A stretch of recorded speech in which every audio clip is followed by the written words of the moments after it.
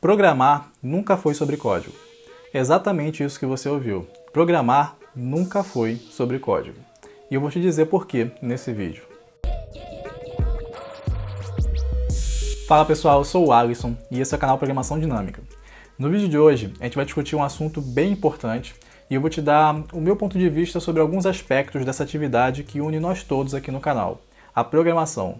Primeiramente, eu quero deixar bem claro que quando eu falo que programar nunca foi sobre código, eu não estou me referindo a outras atividades que o programador tem que fazer ou que ele poderia fazer no exercício da sua profissão. Eu estou falando sobre a atividade central, a programação. E eu convido você a refletir sobre a essência dessa atividade. Programar, em sua essência, é comunicar. É você conseguir se expressar de uma maneira não ambígua e fazer uma máquina executar uma tarefa que você deseja. O código é apenas um meio. E escrever código é apenas parte desse processo na forma como essa atividade está estruturada atualmente. Essa reflexão sobre a essência de uma atividade ela é muito importante para que a gente perceba por que essa atividade é importante dentro da sociedade. Então, nós, enquanto seres humanos, nós não precisamos de linhas e mais linhas e repositórios de código espalhados por aí.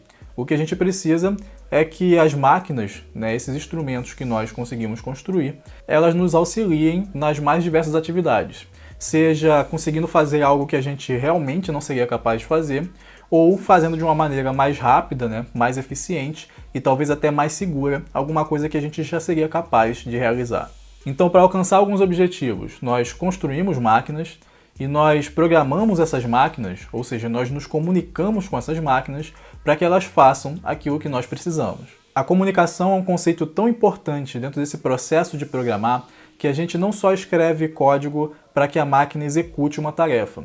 A gente também tem a preocupação em mente de que esse código possa ser lido e compreendido por outros seres humanos. E é claro que há várias nuances nessa atividade, Porque se você parar para pensar, por exemplo, num programador back-end, essa pessoa ela está mais preocupada em fazer a comunicação direta com a máquina e também permitir que a máquina se comunique com outras máquinas. Já um programador que está no front-end, naquela parte em que as pessoas interagem, ele também tem que estar preocupado com como que um outro ser humano, o usuário desse programa, vai interagir com aquela interface que ele vai disponibilizar, com aquela forma de se comunicar com aquele computador, com aquela máquina. Antes da gente voltar um pouco na história, eu gostaria de convidar você, que ainda não se inscreveu no canal, a se inscrever. E não esqueça de ativar o sininho para receber notificações sempre que a gente lançar um vídeo novo. Se você já acompanha o nosso trabalho há mais tempo, considere apoiar o canal como membro e ter acesso ao nosso laboratório de conteúdo. Eu sei que quando eu falo nunca, a afirmação pode parecer bem forte, mas a gente pode retomar um pouco aí na história para entender que, de fato, programar nunca foi sobre código. Então, a ideia de fazer algum tipo de atividade assistida por máquina, ela é muito antiga, É muito antiga na história da humanidade.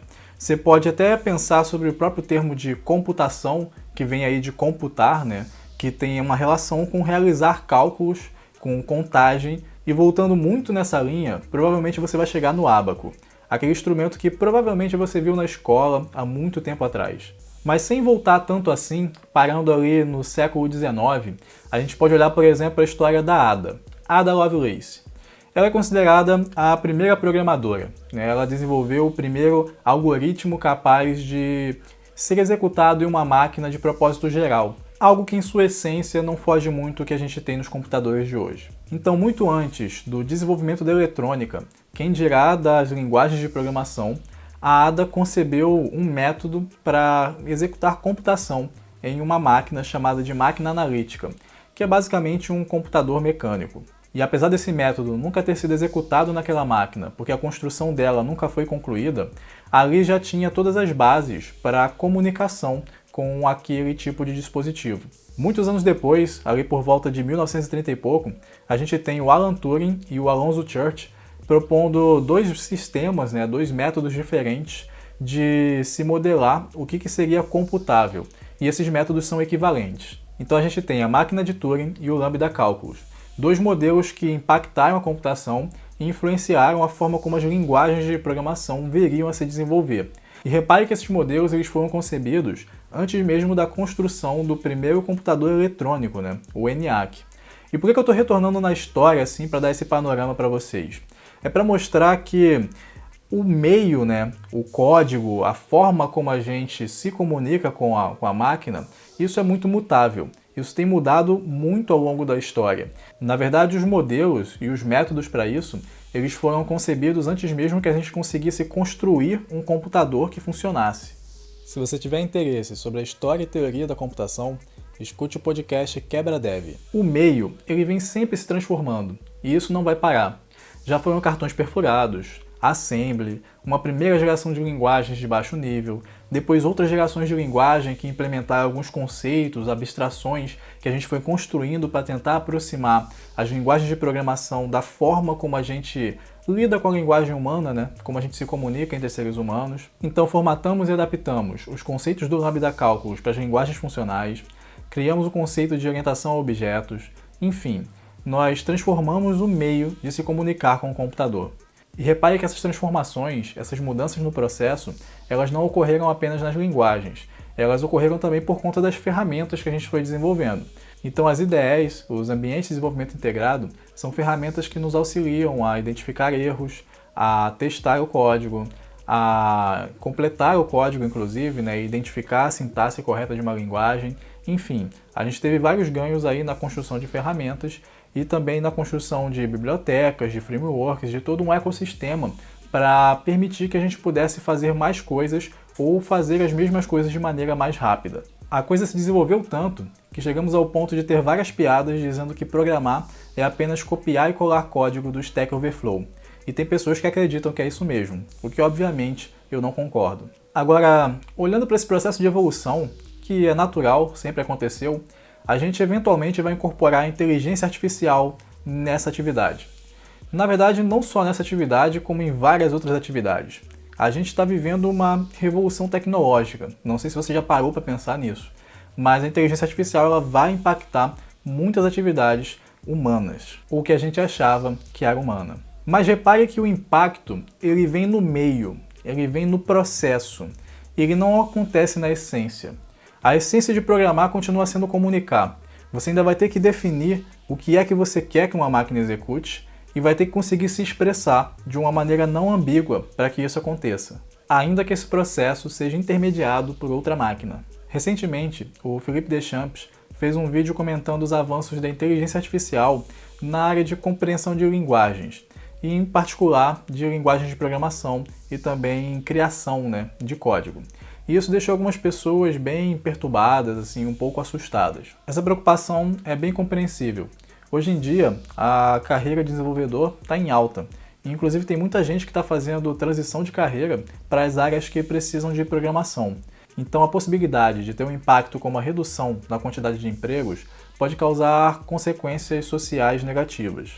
Por outro lado, se você analisar a essência dessa atividade, que é a comunicação com uma máquina, você vai ver que ela tende a persistir. Porque a nossa sociedade está avançando para um momento de coexistência entre os seres humanos e as máquinas. Na verdade, a gente já convive com várias máquinas, né? E a tendência é que a gente tenha cada vez mais máquinas e que elas sejam cada vez mais inteligentes e estejam no nosso meio. E assim como a comunicação entre seres humanos, né, sempre foi uma necessidade e vai continuar sendo uma necessidade, numa sociedade em que há humanos e máquinas, a gente vai precisar, sim, ter formas de se comunicar com as máquinas. Principalmente se elas estiverem aqui com o propósito que nos levou a construir máquinas primeiramente, que é o de nos auxiliar a realizar alguma atividade.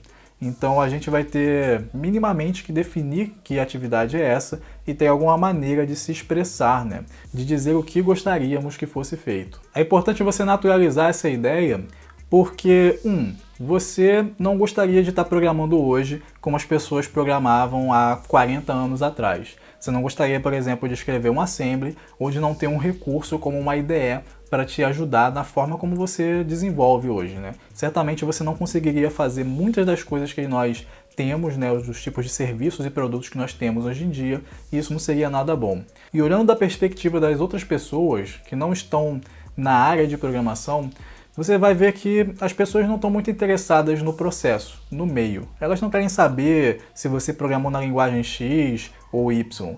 Elas não querem saber nem se você programou. Elas querem que você entregue aquilo que vai resolver o problema delas. Eu não acho que essa percepção vai mudar e nem que a gente, enquanto humanidade, vai parar de procurar formas de resolver mais problemas ou de resolver os problemas com maior velocidade, com maior segurança, com maior estabilidade, enfim, de uma maneira melhor. Inclusive, uma coisa para você refletir é que, na busca por essa eficiência, o que nós temos feito é transformar as pessoas em instrumentos, é compartimentar o trabalho e definir protocolos de maneira que as pessoas não tenham muito o que pensar e possam apenas agir de uma maneira já pré-definida, até determinística, né? Como se fosse uma máquina. Então, eu não acho que consequências ruins como pobreza, desemprego e preconceito sejam um problema do avanço tecnológico, mas sim do arranjo social. E talvez seja o caso da gente repensar os nossos valores enquanto sociedade antes que essa revolução tecnológica esteja nos livros de história. Então é isso, pessoal. Esse vídeo vai ficando por aqui. Espero ter conseguido passar um pouquinho da minha perspectiva em relação à atividade de programar e também ter ajudado você a fazer uma reflexão sobre a essência dessa atividade, sobre as transformações, né, que essa atividade já sofreu e também sobre os possíveis impactos sobre esse processo de se comunicar com um computador que pode acontecer decorrente de tecnologias como a inteligência artificial. Se você gostou do vídeo, não esqueça de deixar o seu like nem de se inscrever aqui no canal para dar aquele apoio ao nosso trabalho. Muito obrigado e até a próxima!